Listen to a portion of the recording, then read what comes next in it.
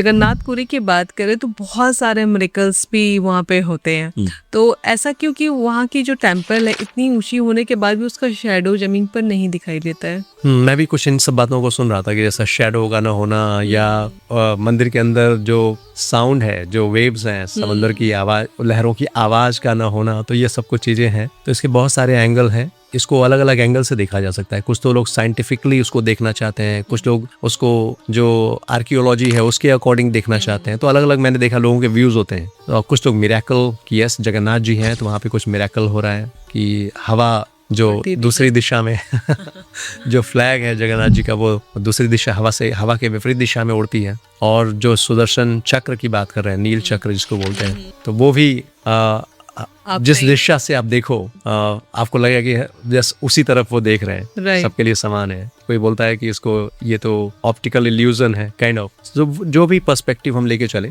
तो इसको spiritual point of view से अगर हम देख के चले कि स्पिरिचुअल कि ऑफ कोर्स ये सारे मिरेकल्स एक चीज इंडिकेट करते हैं कि भगवान जो है वो स्पेशल है और भगवान के पास जो मटेरियल लॉ है, जो रूल्स एंड रेगुलेशंस हैं, एक एस्पेक्टिव में दे रहा हूँ उसको पर्सपेक्टिव कि वो उन पर लागू नहीं होता है। यानी मटेरियल लॉ हम सभी के ऊपर लागू होता है, लेकिन भगवान जो भौतिक कानून है या जो मटेरियल वर्ल्ड का जो लॉ है वो उनके ऊपर लागू नहीं होता, क्योंकि वो उसके स्वामी है। He is the king, he is the master, he is the controller of material universe. तो वो रूल्स एंड रेगुलेशंस उनके ऊपर लागू नहीं होता। तो ऐसा इसलिए होता है क्या कि वो अपनी उपस्थिति लोगों तक फील कराना चाहते हैं कि मैं हूँ। एक ये भी रीजन, और दूसरा भगवान कुछ भी करते हैं तो उसका एक अल्टीमेट जो पर्पस है। जब भी भगवान भौतिक जगत में प्रकट होते हैं और कोई भी जो स्पेशल लीला बोलते हैं, उसको एक्टिविटी कह लो आप, जो भी एक्टिविटी जो भी लीला वो करते हैं, उसका एक पर्पस जो शास्त्रों में बताया गया है अट्रैक्शन। वो अपने भक्तों को अपनी ओर आकर्षित करते हैं, अपनी एक्टिविटीज से, अपनी लीलाओं के माध्यम से वो आकर्षित करते हैं। तो हो सकता है कई लोग ऐसे होंगे जो मिरेकल्स को देखकर जगन्नाथपुरी जाएंगे, है ना।